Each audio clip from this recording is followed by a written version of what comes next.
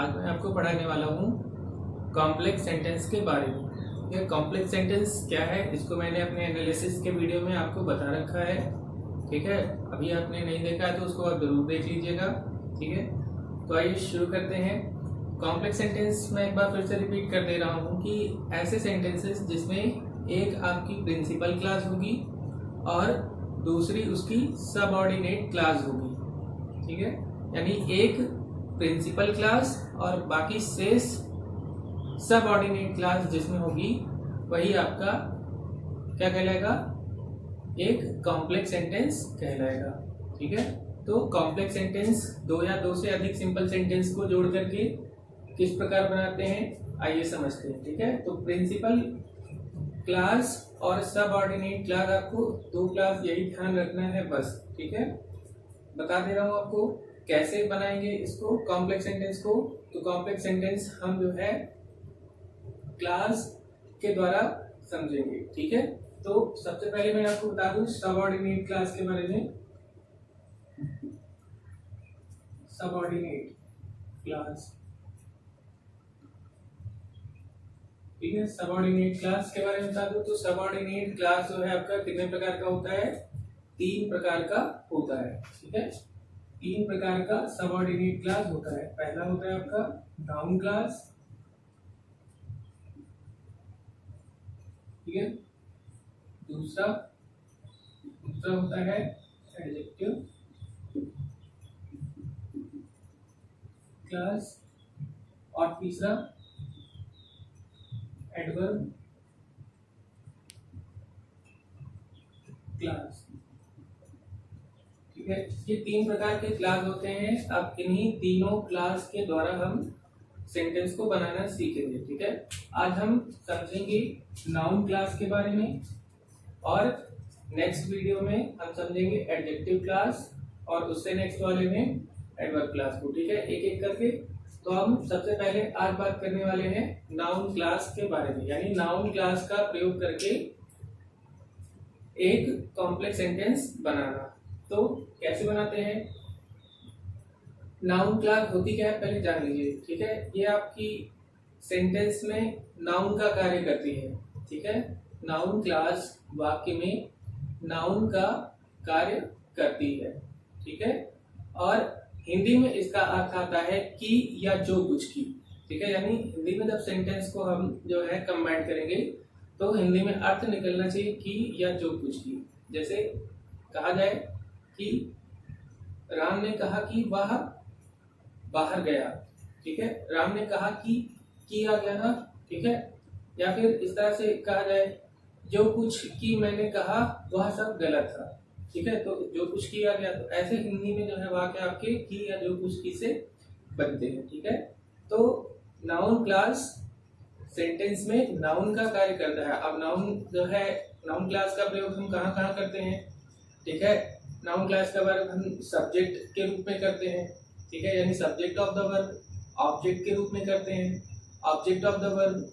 ठीक है, इस तरह से जिस स्थान पे हम प्रयोग करेंगे वही हमारा जो है क्या कहलाएगा, उसका प्रयोग कहलाएगा। ठीक है, तो नाउन क्लास को हम जो है निम्नलिखित प्रकार से समझ सकते हैं। ठीक है, किस किस प्रकार से, पहला तो सब्जेक्ट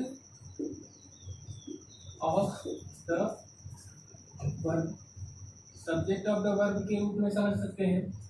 ठीक है, और दूसरा कौन सा, object of the verb, object of the verb. ठीक है, ऑब्जेक्ट ऑफ द वर्ब के रूप में हम समझ सकते हैं। ठीक है, और object of the preposition, object of the preposition. ठीक है, ऑब्जेक्ट ऑफ द प्रीपोजिशन यानी प्रीपोजिशन के रूप में भी जो है हम यूज करते हैं। ठीक है, यानी प्रीपोजिशन के बाद, यानी कॉम्प्लीमेंट, जैसा कि हम पढ़ चुके हैं, कॉम्प्लीमेंट में जो है जब कोई नाउन आता है तो वो जो है प्रीपोजिशन ऑफ द वर्ब कहलाता है। ठीक है, इसके बाद हम पढ़ते हैं कॉम्प्लीमेंट ऑफ द वर्ब। ठीक है, या जो है कॉम्प्लीमेंट ऑफ एन एडजेक्टिव। ठीक है, चौथा कॉम्प्लीमेंट ऑफ द वर्ब। ठीक है, कॉम्प्लीमेंट ऑफ एन एडजेक्टिव और case in opposition, case in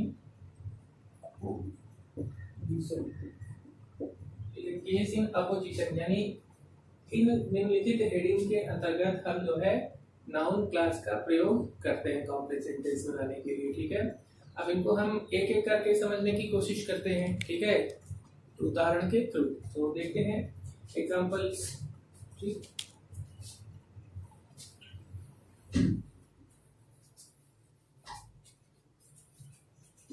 देखिएगा एग्जांपल लिखते हैं, जैसे कहा जाए you are a thief, you are a thief, it is known to all, it is known to all। ठीक है, अब देखो इसको बनाना है, हमें कॉम्प्लेक्स सेंटेंस बनाना है। ठीक है, अगर हम कॉम्प्लेक्स सेंटेंस बना रहे हैं तो अगर हम उसका हिंदी में अर्थ निकाल लें सेंटेंसेस का, तो हम इसको काफी आसानी से बना सकते हैं। जैसे यू आर अ थीफ, तुम्हें चोर हो, it is known to all, यह सबके द्वारा जाना जाता है। ठीक है, कि तुम एक चोर हो, यह सबके द्वारा जाना जाता है, ऐसे कह सकते हैं। या फिर हम इसको ऐसे कह सकते हैं, सबके द्वारा जाना जाता है कि तुम एक चोर हो। ठीक है, सबके द्वारा जाना जाता है कि तुम एक चोर हो, ऐसे बोल सकते हैं। या फिर हम बोल सकते हैं कि तुम एक चोर हो, सबके द्वारा जाना जाता है। ठीक है, तो दोनों में जो है सेंटेंस हमारा कैसा है, कॉम्प्लेक्स है। लेकिन इसमें हमने जो है क्लास को अलग अलग तरह से यूज किया है। नाउन क्लास को एक बार मैंने सब्जेक्ट की तरह से यूज किया है और दूसरी बार ऑब्जेक्ट की तरह से। जैसे अगर इसी सेंटेंस को इस तरह से कहा जाए दैट, ठीक है, सबऑर्डिनेट क्लास का प्रयोग जो है हम कब करते हैं, किसी एक कंजंक्शन को लगा करके। ठीक है, तो कोई एक कंजंक्शन, हमारा एक कंजंक्शन हो गया दैट। ठीक है, that you are a thief, that you are a thief is known to all, that you are a thief is known to all। अब यहाँ पे देखो that you are a thief, ये पूरा सेंटेंस यहाँ पे वर्ब आपका कहाँ है, मेन वर्ब आपका यहाँ पे है। तो ये वर्ब से पहले जो पोर्शन आपका क्या होता है, वो आपका सब्जेक्ट होता है, बाकी लास्ट वर्ब से लेकर लास्ट का पूरा प्रेडिकेट, यानी ये पूरा सब्जेक्ट के पोर्शन में आपका यूज किया गया है। ठीक है, और ये आपका क्या कहलाएगा, सब्जेक्ट ऑफ द वर्ब। ठीक है, सब्जेक्ट ऑफ द वर्ब। ठीक है, ये जो आपकी क्या है, ये पूरा पोर्शन क्या है, ये आपका नाउन क्लास है। ठीक है, ये पूरा पोर्शन आपका नाउन क्लास है और किस पोजीशन पे यूज किया गया है, सब्जेक्ट ऑफ द वर्ब, यानी एज अ सब्जेक्ट इस क्लास को हम यूज कर रहे हैं। ठीक है, इसी सेंटेंस को हम एक तरह से और बना सकते थे। ठीक है, जैसे मान लो कहा जाए it is known to all that you are a thief, it is known to all you are a thief, या सबके द्वारा जाना जाता है कि तुम एक चोर हो। ठीक है, अब यहाँ पे देखो that you are a thief, ठीक, it is known to all, it is main verb आपका कहाँ गया, यहाँ पे आ गया। ठीक है, it is known to all, या सबके द्वारा जाना जाता है, that you are a thief। अब यही वाला पोर्शन देखो, ये वाला पोर्शन आपका क्या कहलाएगा, ऑब्जेक्ट ऑफ द वर्ब। ठीक है, ये वाला जो नाउन क्लास है, ठीक है, ये वाला जो नाउन क्लास है, ये जो है यहाँ पे इसका फंक्शन कर रहा है, ऑब्जेक्ट का फंक्शन कर रहा है। ठीक है, तो ये जो है आपका ऑब्जेक्ट ऑफ द वर्ब हो गया। ठीक है, तो हम इसको इस तरह से कॉम्प्लेक्स बनाए, चाहे इस तरह से बनाए। ठीक है, ये पूरा सेंटेंस हमारा जो है कॉम्प्लेक्स बन जाता है नाउन क्लास के नियम से। ठीक है, एग्जांपल और ले लेते हैं, the train is late, we know it. The train is late, we know it. Train late है, हम जानते हैं, ठीक है। The train is late, train late है, वी नो इट, हम जानते हैं। तो इसको हम हिंदी में कैसे बना सकते हैं? हम जानते हैं कि ट्रेन लेट है, ठीक है। हम जानते हैं कि के लिए हम कौन सा कंजंक्शन यूज करते हैं? दैट का यूज करते हैं, ठीक है। तो we know that the train is late, we know that the train is late, that the train is late. अब यहाँ पे देखो, वी सब्जेक्ट नो वर्ब और ये पूरा क्या हो गया? ऑब्जेक्ट। यानी यहाँ पे जो हमारा नाउन क्लास यूज हो रहा है, ठीक है, वो कैसा हो रहा है? ऑब्जेक्ट ऑफ द वर्ब के रूप में, ठीक है। ऑब्जेक्ट ऑफ द वर्ब के रूप में यूज हो रहा है, ठीक है। फिलहाल एग्जाम में जो है आपसे ये नहीं पूछा जाएगा कि आप कौन सा रूल लगाइए या कौन सा क्लास लगाइए, सब्जेक्ट पोजीशन लगाइए चाहे ऑब्जेक्ट पोजीशन लगाइए। आपसे केवल कहा जाएगा कॉम्प्लेक्स बनाइए, ठीक है। तो आपको कॉम्प्लेक्स बना देना है, चाहे आप इस तरह से बनाएं चाहे इस तरह से बनाएं, ठीक है। क्लास को चाहे जहां यूज करें, लेकिन आपको समझ में पूरा आना चाहिए, ठीक है। आपको समझना आना चाहिए सेंटेंस को। चलो दूसरा एग्जांपल ले लेते हैं जल्दी से। एक और एग्जांपल लेते हैं। जैसे कहा जाए कि व्हाट डू योर टीचर से, what example do your teacher से, व्हाट डू योर टीचर से, इसका हिंदी में क्या मतलब होगा कि आपके अध्यापक क्या कहते हैं। व्हाट डू योर टीचर से, आपके अध्यापक क्या कहते हैं। एक सेंटेंस इसी में और जोड़ दें, लिसन टू इट, इसे सुनो, ठीक है। व्हाट डू योर टीचर से, आपके अध्यापक क्या कहते हैं। लिसन टू इट, इसे सुनो।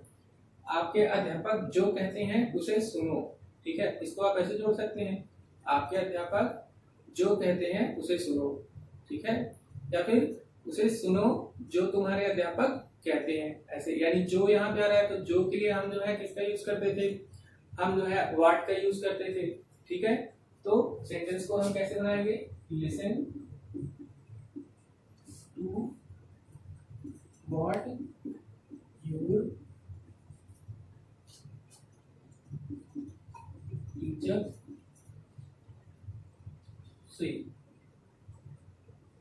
Listen to what your teacher say. अब यहाँ पे देखो कौन सी क्लास हमने यूज की है? नाउन क्लास का रूल पढ़े हैं, तो नाउन क्लास ये वाला पोर्शन आपका व्हाट योर टीचर से, जो आपके अध्यापक कहते हैं। ये वाला पोर्शन क्या हो गया आपका? ये आपका नाउन क्लास हो गया। और ये हम कहाँ पे यूज कर रहे हैं, ठीक है। इसको हम कहाँ यूज कर रहे हैं? यहाँ पे देखो टू क्या है? एक प्रीपोजिशन है, ठीक है। टू के बाद अगर कोई वर्ब आता है तो वो क्या होता है? इंफिनिटिव हो जाता है। लेकिन यहाँ पे टू के बाद कोई वर्ब नहीं है, तो ऐसा कोई यहाँ पे इंफिनिटिव का चांस नहीं है, ठीक है। यहाँ पे व्हाट एक कंजंक्शन है, यानी जो क्लास हम यहाँ पे यूज कर रहे हैं वो आपकी कौन सी हो जाएगी? ऑब्जेक्ट ऑफ ए प्रीपोजिशन, ठीक है। ये हो जाएगा आपका ऑब्जेक्ट ऑफ ए प्रीपोजिशन, ठीक है। यानी प्रीपोजिशन का ऑब्जेक्ट। प्रीपोजिशन आपका क्या है? लिसन है आपका, वर्ब हो गया। इंपरेटिव सेंटेंस में क्या यू सब्जेक्ट आपका छिपा रहता है, यू यहाँ पे नहीं है। इंपरेटिव सेंटेंस में पूरा लिसन, ये वर्ब हो गया, ठीक है। तो प्रीपोजिशन हो गया। बाकी जो नाउन क्लास बच रही है आपकी, ये क्या हो गई? ऑब्जेक्ट ऑफ अ प्रीपोजिशन, यानी प्रीपोजिशन का ऑब्जेक्ट हो गई, ठीक है। तो प्रीपोजिशन ऑफ एन ऑब्जेक्ट को हम इस प्रकार से समझते हैं, ठीक है। अब इसके बाद जो है हम कॉम्प्लीमेंट ऑफ द वर्ब का एक एग्जांपल ले लेते हैं। जैसे कहा जाए you will not come in time, you will not come in time, you will not come in time, ठीक है। दूसरा सेंटेंस में कह दिया है that is the problem, that is the problem. You will not come in time, तुम समय पर नहीं आओगे। दैट इज द प्रॉब्लम, यही प्रॉब्लम है, ठीक है। इसको हम हिंदी में कैसे बोल सकते हैं? यही प्रॉब्लम है कि तुम समय पर नहीं आओगे, ठीक है। तो इसको हम कॉम्प्लेक्स कैसे बनाएंगे? The problem the problem is that you will not come in time. The problem is that, समस्या यह है कि you will not come in time, तुम समय पर नहीं आओगे। ठीक है, समस्या यह है कि तुम समय पर नहीं आओगे। ठीक है, अब देखो इसमें जो है क्लास हमारी नाउन क्लास कौन सी बनी, that you will not come in time, कि तुम समय पर नहीं आओगे। ठीक है, ये आपकी क्या हो गई, एक सबऑर्डिनेट क्लास हो गई। ठीक है, सबऑर्डिनेट क्लास क्या होती है, मैंने बताया था आश्रित, यानी जो प्रिंसिपल क्लास पे डिपेंड हो। द प्रॉब्लम इज, ठीक है, समस्या है, द प्रॉब्लम इज समस्या है। ठीक है, समस्या है। ठीक, ये पूरा सेंटेंस हो गया कि तुम समय पर नहीं आओगे, ये जो है इसकी सबऑर्डिनेट क्लास होगी। तो ये सबऑर्डिनेट क्लास है। ठीक है, और ये एक नाउन क्लास है। ठीक है, इसको हम यूज कहाँ कर रहे हैं, कॉम्प्लीमेंट ऑफ द वर्ब के रूप में। ठीक है, कॉम्प्लीमेंट ऑफ द वर्ब। ठीक है, कॉम्प्लीमेंट ऑफ द वर्ब के रूप में हम इसको यूज कर रहे हैं। क्यों कॉम्प्लीमेंट है, ठीक है, सब्जेक्ट हो गया, वर्ब हो गया। कुछ सेंटेंस ऐसे होते हैं जिसमें ऑब्जेक्ट नहीं होते हैं और उनके लिए आगे कॉम्प्लीमेंट दिया जाता है। ठीक है, तो कॉम्प्लीमेंट ऑफ द वर्ब के लिए जो है हम इसको यूज कर रहे हैं, नाउन क्लास को बना रहे हैं। ठीक है, दूसरा अगला एग्जांपल हम लिखते हैं जब जो है कॉम्प्लीमेंट ऑफ एन एडजेक्टिव का यूज करते हैं। ठीक है, जैसे मान लीजिए कहा जाए he will pass, he will pass.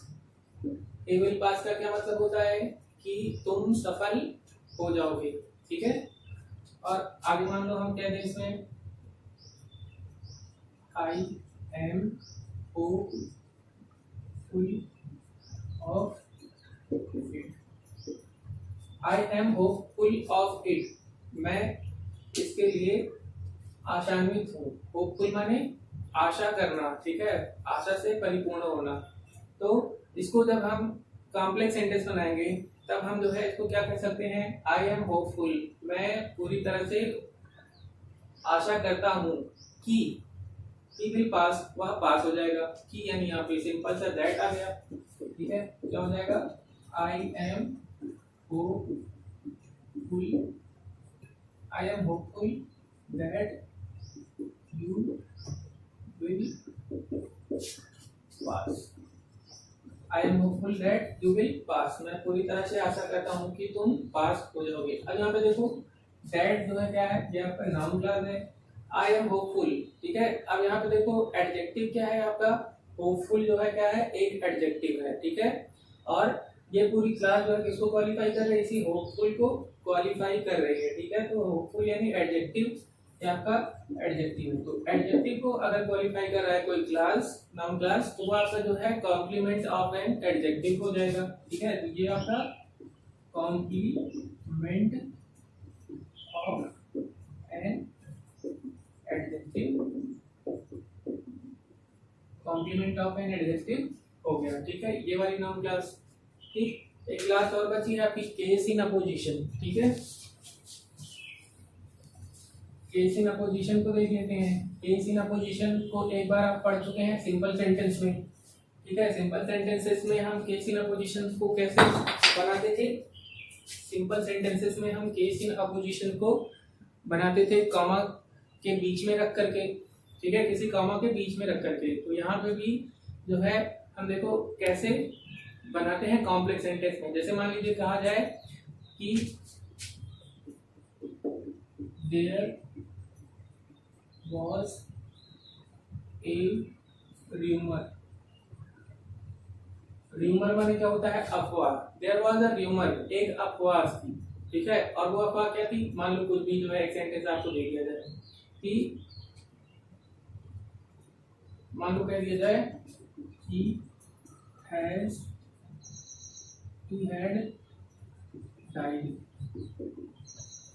he had died, एक अफवाह थी he had died, कि वह मर गया। ठीक है, अब मान लो और ज्यादा लंबा सेंटेंस आपको दे दे कि मान लो इसमें कह दे कि there was a rumor he had died, it was false। It was false, यह गलत थी। ठीक है, आप पूरे सेंटेंस को ध्यान समझिए। इट वॉज अ र्यूमर, एक अफवाह थी।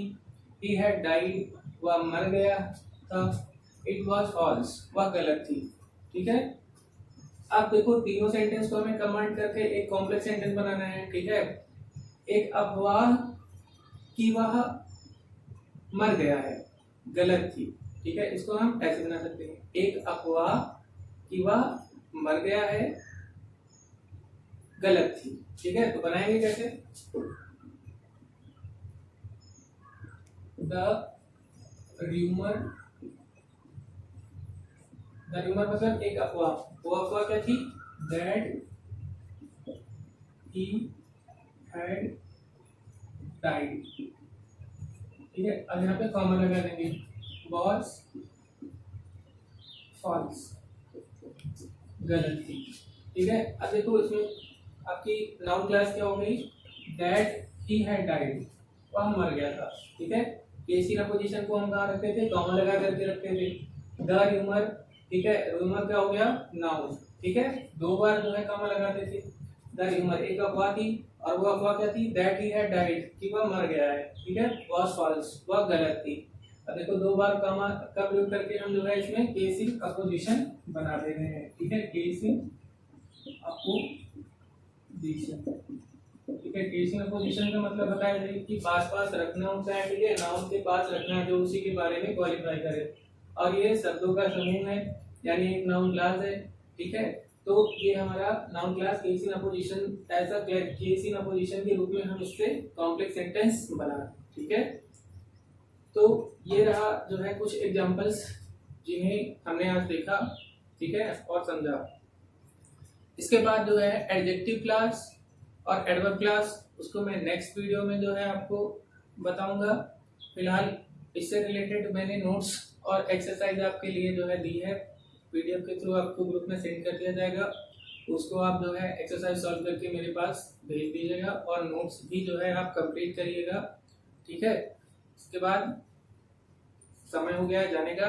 मिलते हैं नेक्स्ट वीडियो में, तब तक के लिए टेक केयर।